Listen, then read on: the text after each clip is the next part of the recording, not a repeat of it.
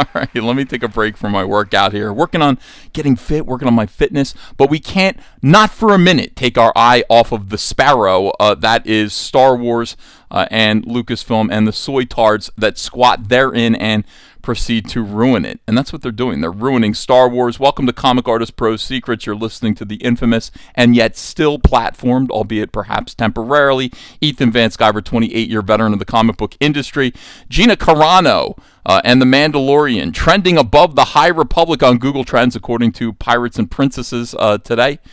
And this is the worst news imaginable for Lucasfilm. There is a civil war going on at Lucasfilm. Okay, it's not a shooting war. People have not taken to the fields. Nobody's talking about 7 years ago, A New Hope was brought to drive-in movie theaters across the world.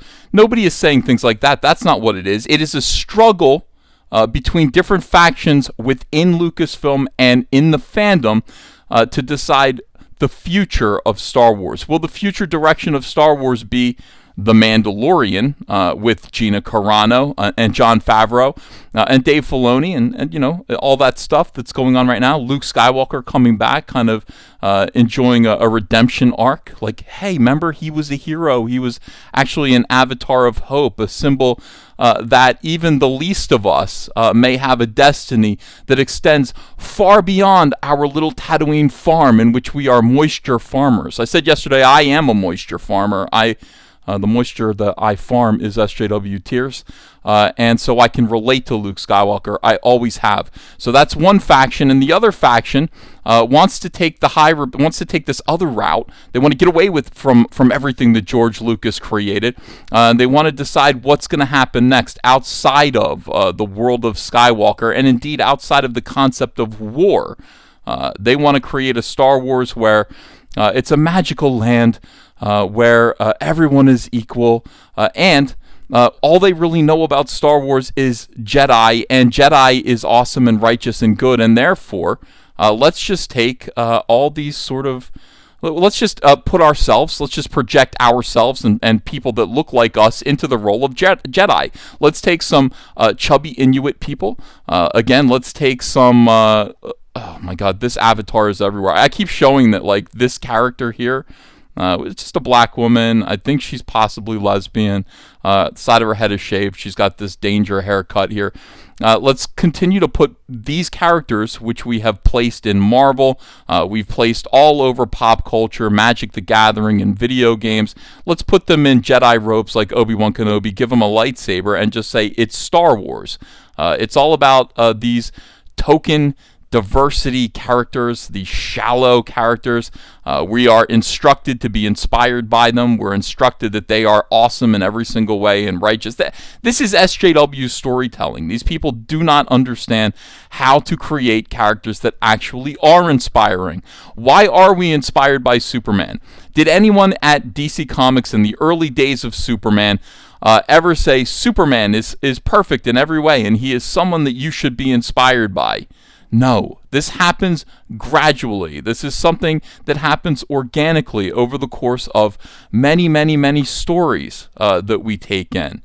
We take in stories about Superman, who, although he has incredible powers, has also incredible responsibilities, and he tries to make good choices. He makes the best choices that he can, and therefore we feel that he is somebody who deserves his powers, who is worthy of them. We have instilled our hope in Superman. We read about him because we know that Superman is going to make good choices. He is going to be self-sacrificing. He's going to put himself on the line because he believes in what's best for humanity. He believes that, no, not what's best. He believes in the best of humanity. He believes that humanity is worthy of saving. Just like Luke Skywalker, who actually had very few powers when we first met him. Over time, he studied, he failed, he made mistakes, but he learned to master the Force, and he always saw the good in people. He wanted to make a difference. That's who this character is. That's why people love him. SJWs cannot create that. They start from that point. They want to tell you right away that you should love these characters and be in awe of them. Why? Well, because they're wearing the clothing of and carrying the weapons of characters that have earned your respect, have earned your awe, and therefore automatically you should like these characters. And boom, plus they're diverse, plus they're inclusive. And that is important because, you're all racist and you need to learn not to be racist. We need to train you to not be racist by irritating you with bland characters and insulting you with them. So that is the problem. These are the two factions at war right now, the Mandalorian versus the High Republic. In any war, propaganda is very important. It's important for you to always believe that your side is winning. There's propaganda on the Mandalorian side, and there's propaganda on the High Republic side. And this, of course, is a little bit of propaganda. Not at all surprised. Per Diamond Stats, Bleeding Cool reports that Star Wars The High Republic's number one's third printing tops advanced reorders among comic shops. Advanced reorders. They haven't even gotten their first orders yet, and they are already ordering more. Look for the second printing on January 27th, the third printing on February 10th. And when do we look for issue 2? That's going to contain the answer to a lot of questions. Now, what does this mean, and what is going on here? Because it seems like we are saying that the High Republic comic book series is an enormous success, and for Marvel Comics, it definitely is. But much less so for retailers and also for Star Wars and definitely for the fans. I explained it to Itchy here. Sure, I will explain to you what's going on. It's a hugely hyped Star Wars event. Okay, Star Wars is a big brand. This event came after the massive success and the good feelings, the goodwill brought about by The Mandalorian's second season. Look, guys, you want more of what The Mandalorian offered you? Here's a comic book series straight from, Disney, Star Wars, Marvel. Pick this up, and the people who enjoyed The Mandalorian are also going to enjoy The High Republic. Yeah, fat chance. It also used predatory publishing tactics to sell big to retailers. The question is, how many people are going to actually buy this comic book at comic book stores? It doesn't really matter. Marvel Comics isn't selling to you and I. Marvel Comics is selling to retailers. Marvel just needs comic book stores to get very excited about the prospect of selling these comic books to fans and to inflate their own orders. Because once Marvel sells a Star Wars comic book to a retail outlet, there is no returnability. It is a product that is sold. Marvel, Star Wars, Disney is getting paid for that comic book. And if the retailer can't sell it, the retailer is stuck with it. And oh well, mark it down to 25 cents and put it in the bargain bin. So how do we get retailers to order more copies of the High Republic than there are fans, perhaps? Well, we create variant covers. Same comic book on the inside, but on the outside, there's a different comic book cover. So maybe collectors might want to buy all of them.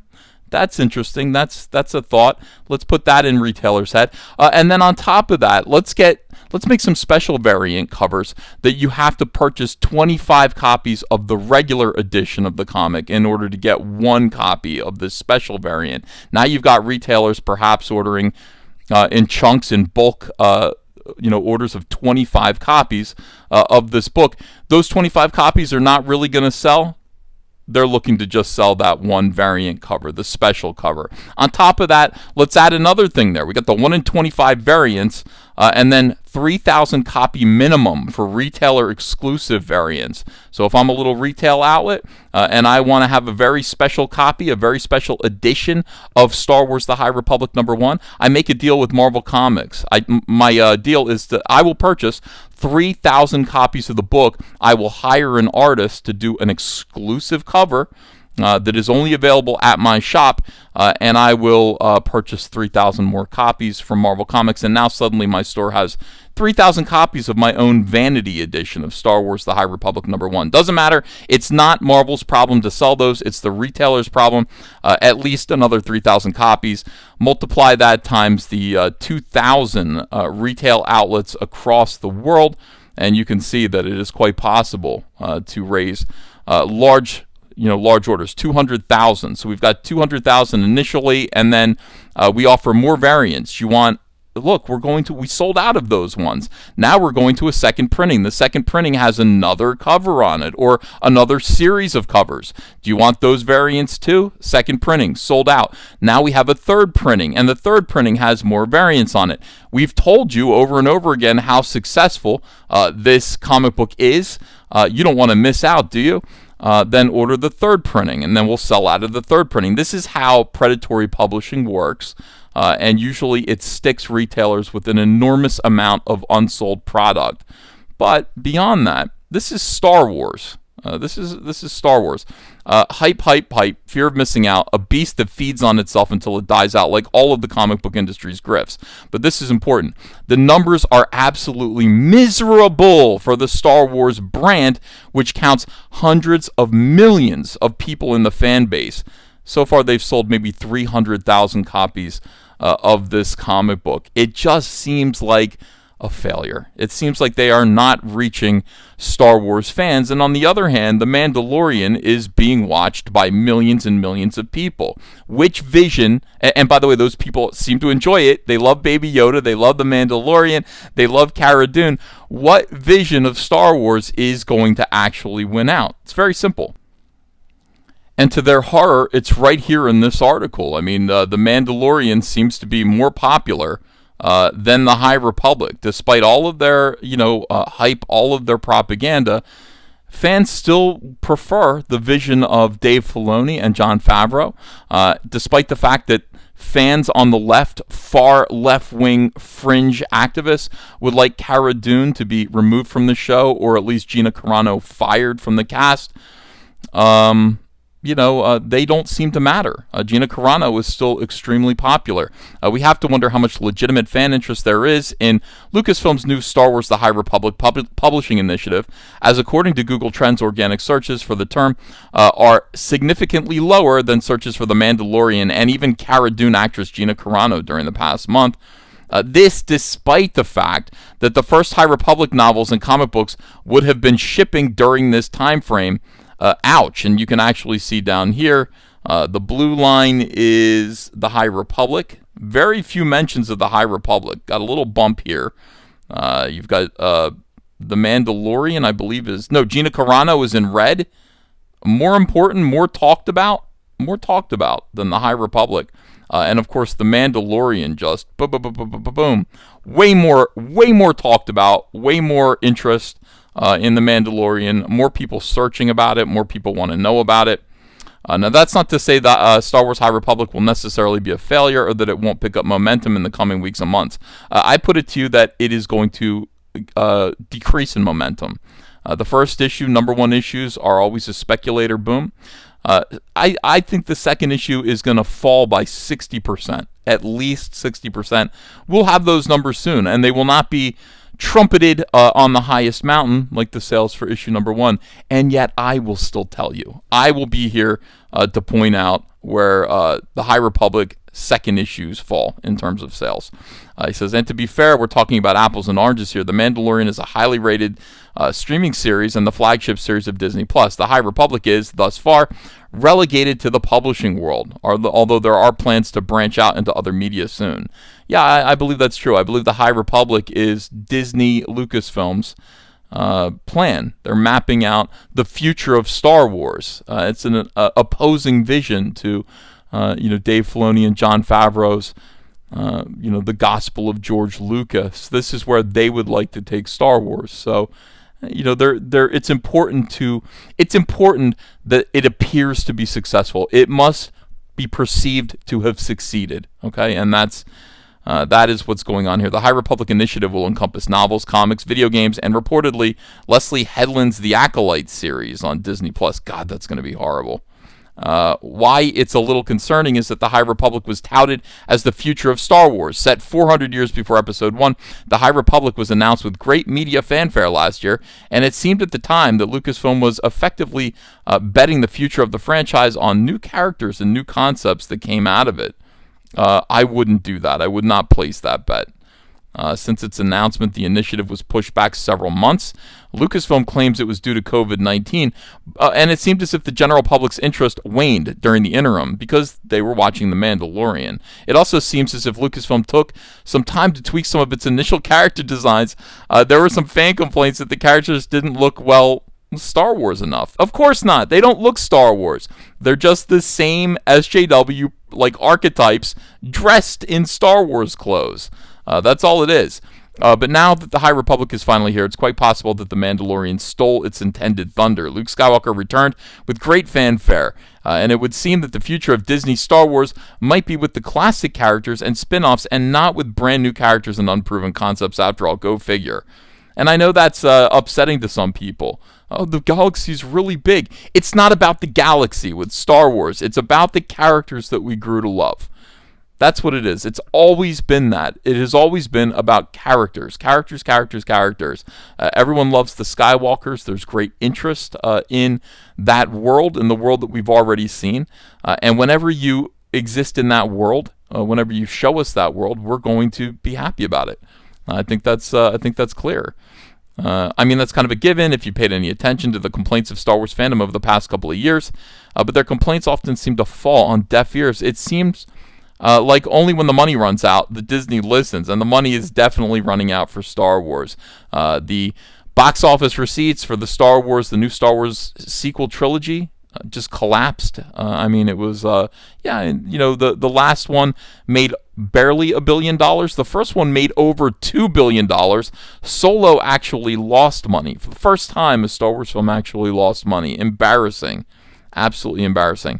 The first novel in the High Republic series, Charles Soule's Star Wars Light of the Jedi, debuted at number 2 on the combined print and ebook fiction list in its first week, behind the first Bridgerton book. I read some of this book. It was awful. It was just awful. So I don't know. Anyway, this is kind of amusing to me. This fight is fairly obvious that it is going on. You will see more #Fire GINA CARANO.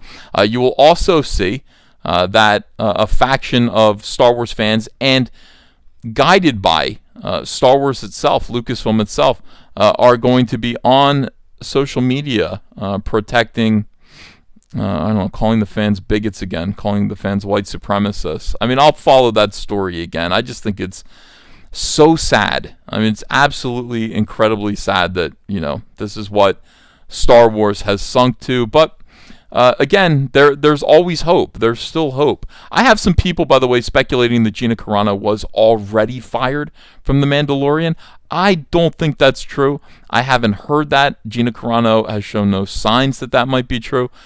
But we'll see. That is possible. I will tell you, when SJW swarm, they usually do get the head that they're after. They usually get that scalp.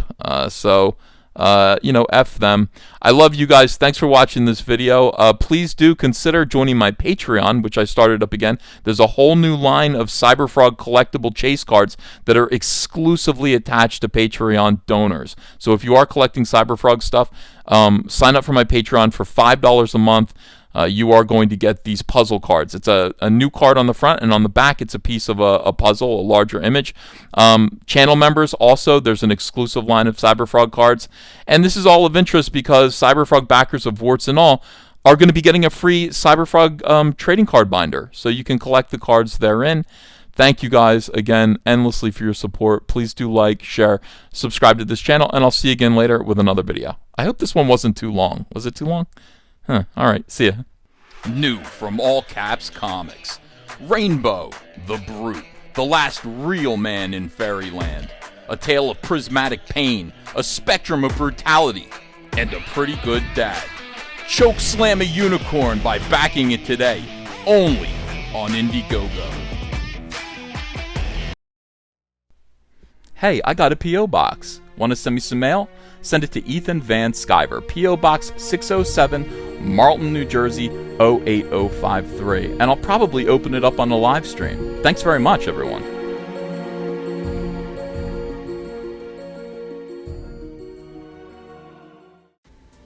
Hey, you want to follow me on Twitter? Are you sure?